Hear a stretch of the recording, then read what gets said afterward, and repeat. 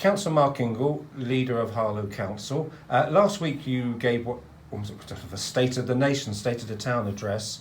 Is there anything, we've already published that, is there anything in the achievements column that you want to re-emphasise again? Yes, I think so. Look, these have been very difficult financial times for councils across the country. We've seen councils of all colours close to bankruptcy, and that hasn't affected Harlow. Councils have to balance their budget within year, and despite the fact that Harlow, like every other council, has seen 60% of its government grant cut over the last 10 years, 60%, we've managed to balance the books without cuts to services, without cuts to jobs, and without cuts to any of the places that Harlow runs. Because those actually, in the meetings over the year, whether we've been physically there on Zoom, are the most important parts in many ways when your Director of Finance, Simon Freeman, and Mike Danvers speaks as a portfolio holder for finance. Is it when they are able to give that annual report? That's the money. That's about the money, isn't it? And that's whether Harlow Council is surviving or not. Well, exactly. I mean, that is the backdrop to everything. We have to be financially prudent. We have to balance the books, and we've taken some quite extraordinary measures, I think, in terms of bringing services back in-house with HTS, which has allowed us to do that, and at the same time to develop projects that I think work for the residents of Harlow. And particularly close to my heart are the green items that we've managed to achieve. We've reduced our carbon dioxide emissions a year ahead of schedule. We eliminated single-use plastics from all of Harlow Council's buildings ahead of schedule, and we promised to plant 1,000 trees, and we planted 5,000 trees, and many of those are in leaf right now.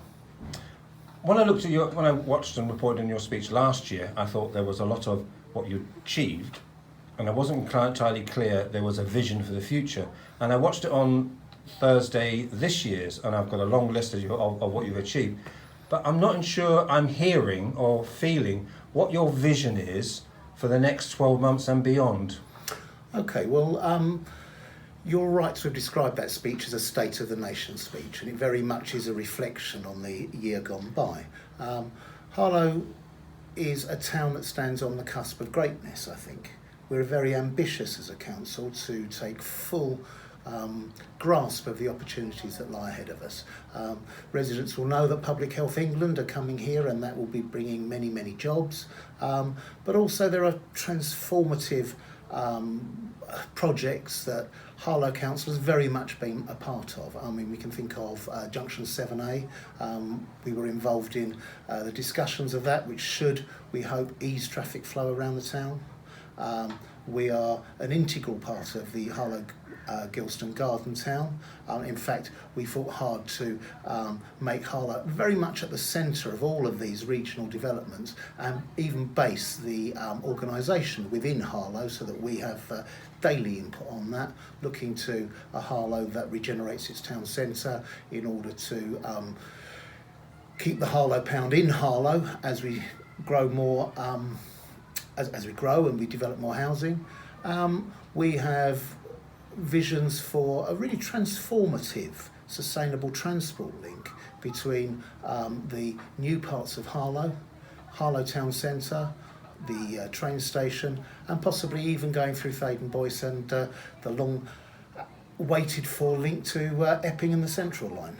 With the town centre, and I know there are portfolio holders with direct responsibility for that, but are you asking people maybe to keep the faith when you're talking about, housing developments that have got permission, say Wych Elm, you've got the Post Office Road, you've got the Strawberry Star area, near where the Odeon is also taking place, and all the plans you have, is it very much, well, it's all coming together, but it's going to take a bit of time?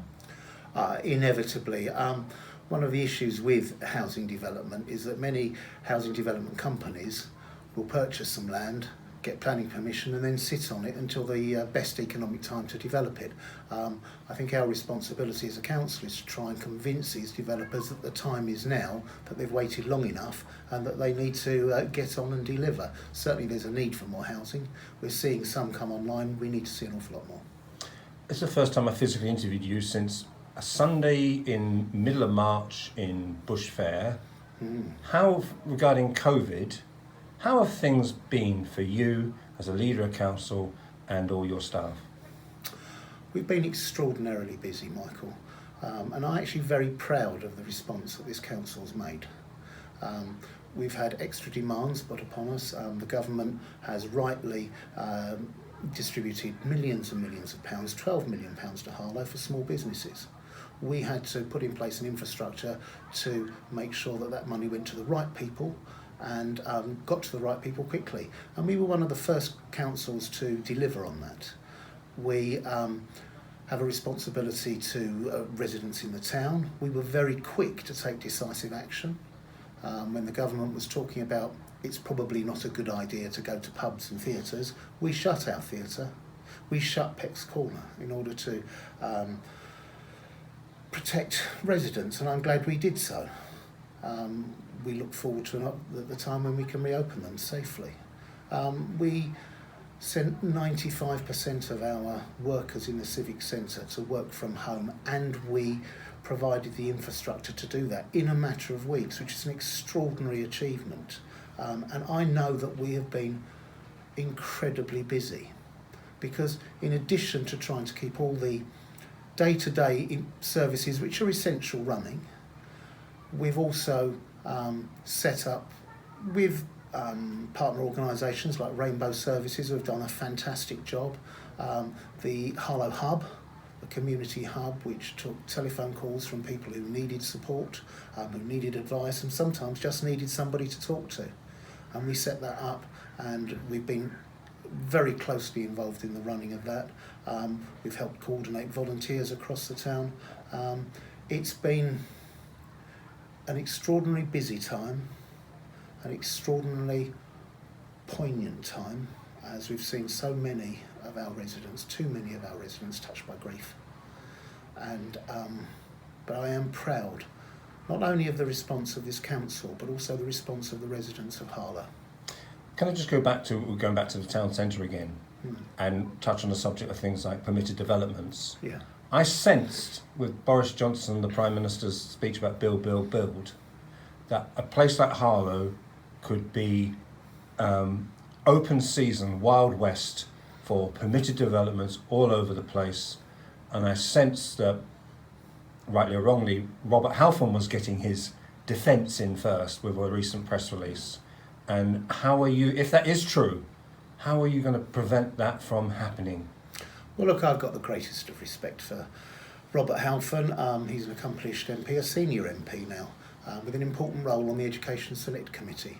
But his attempts to shift responsibility for Tory legislation, permitted development, that allowed the conversion of blocks like Temple Fields without any planning permission, without any input from Harlow Council, onto Harlow Council is misleading at best.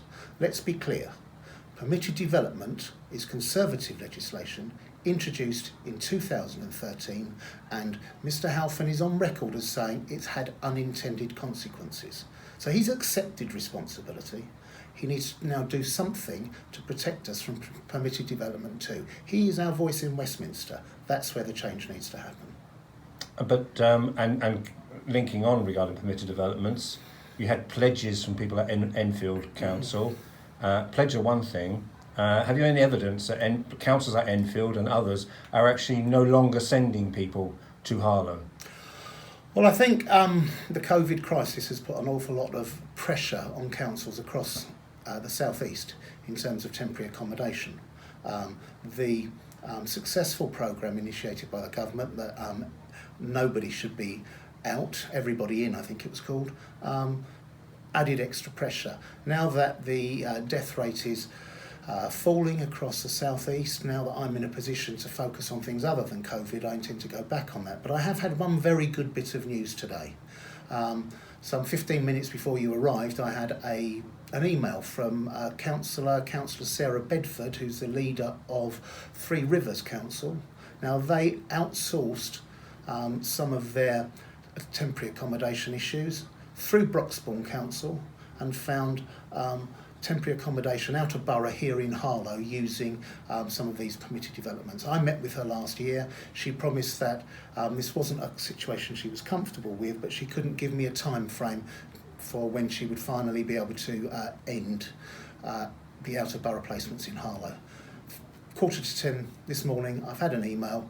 The last out of borough placement from Three Rivers in Harlow has now been returned to Three Rivers, and that's one more council amongst the many of all different colours. There are Conservative councils very close to here, Labour councils and Liberal Democrat councils who have been using Harlow as somewhere to send difficult to house residents into temporary accommodation, and that needs to end.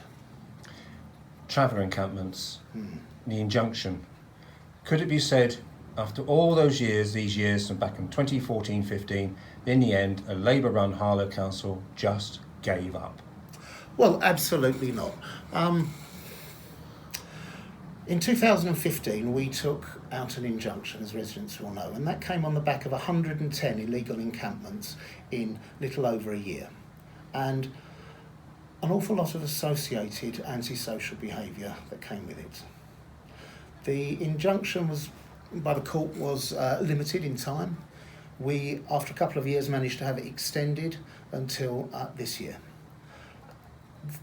We always knew it was unlikely that we could get an injunction to last forever. But we felt, given the benefits that this injunction had clearly given Harlow, that we needed to try. So we went to court and gave it our best shot. Unfortunately, it became very apparent from our barrister that the court was going to insist on evidence of harm caused by travellers in a very recent time frame, over the last 5 years. And of course our injunction had prevented exactly that from happening. In a way, it was a victim of its own success. The court made it very clear that they would be discounting any evidence that predated 2015. And the court made it very clear that we would have to provide evidence that there would be problems if the injunction was refused going forward. And of course that's an impossible thing to do. Nobody can predict the future. So I was called by the barrister who said, my advice to you, and this is professional advice that we pay for, and we would be foolish to ignore professional legal advice. My advice to you is to withdraw now, because the likelihood is that we will not get the injunction extended, and it's better to withdraw and be able to fight again another day than to carry on and lose. Can I take you to another area? Maybe a couple more things to from a national point of view. Sir Keir Starmer visited recently. He did. When he was in Stevenage, there were Labour leaders there. When he was in Nottingham earlier this week, Labour leaders tweeting how they're with him. So why do you think he snubbed the Labour leaders of Harlow? He didn't snub the Labour leader of Harlow. In fact, he's promised me a letter to put on writing exactly why. He was due to go to Peterborough. Plans to go to Peterborough were changed at the very last minute. He came to Harlow. He's been to Harlow before and met me when he came here before COVID. Given the very short time frame that the cancellation in Peterborough allowed, it wasn't possible to put effective distancing measures in place for a large number. I'd love to meet Sir Keir. I will be meeting him again soon. And Michael, you will be invited to witness it. Thank you very much. And finally, now, how many years you've been a leader now? 2 years, is it? 2 years and a few months. Still enjoying it? I'm very proud to be it. There are times when I enjoy it. There are times when it's a very, very difficult job. Look, being the leader of Harlow Council, being the leader of any council, brings with it extraordinary responsibility. Not least the traveller injunction. I had 20 minutes to make that decision. If I'd carried on, I would have been accused of wasting public money by pursuing a case that we were likely to lose. If I'd withdrawn, as we did, the Conservatives will try and jump on the bandwagon and ridiculously suggest I'm waving a white flag. It comes with extraordinary responsibility and incredible scrutiny. And in Harlow, we're very good at opening ourselves up to scrutiny. We have Conservatives on all our working groups. we have Conservatives on all our working parties, on all our committees, and we invite questions extensively at Cabinet, so that every single decision that we are planning to make or have made has been really, really looked into in detail. Do you have enough power, or would you like more power? I ask that because I'm looking at things like the South Essex Combined Authority proposal, and everything's coming out from the government. And would you be concerned that, I imagine you would like, put in question, more power in different areas and portfolios, etc., transportation, education, etc. But you could be a danger. You could, somewhere along the line, the next 5-10 years, subsumed into some greater authority. Well, the government's planned a white paper. I think it's coming out in September or October this year. It's not the first time they've promised a white paper on devolution. The whispers that we're hearing isn't that they are looking to put more power down to district council level, but that in fact they want district councils to amalgamate into super districts or unitary authorities. It's not a question of whether I have power. It's not a question. I would like to see Harlow Council keep the money that we give to Essex to maintain our highways and our cycle paths, because I think we could do a better job, for example. But the direction of travel at the moment is for the government looking for fewer authorities, and you're absolutely right that my fear would be that if the Tory government continue with this, that somewhere like Harlow would be subsumed and would lose its own character. Harlow's a very, very special and different place. As a new town sitting on the borders of Essex and Hertfordshire, it's quite unique in many ways. I wouldn't want Harlow's influence over Harlow to be lessened, and my fear is that the white paper may do that. But let's wait and see until the white paper comes out. I think we're being a little premature on that. And that is finally, that's your responsibility, is it not? Your burden or or opportunity is to make sure over the next year, 5, 10, 20 years, that this remains Harlow, not the London Stansted Cambridge corridor, not some strange thing you can't quite find on a map, that it has its identity, whether going back to the Doomsday Book or 1947 or here in 2020, it has its identity, and your responsibility is to maintain and grow that identity. I'll fight tooth and nail for Harlow to remain Harlow, not to be subsumed. And we'll be doing everything that we possibly can. I've already had a number of meetings with the leaders of councils across the county to see what their views are, and I think we're all in a position at the moment where we're waiting to see what the white paper can deliver, but at the same time making clear what we want to come out of devolution. And for Harlow, we don't want to be subsumed as part of anything else.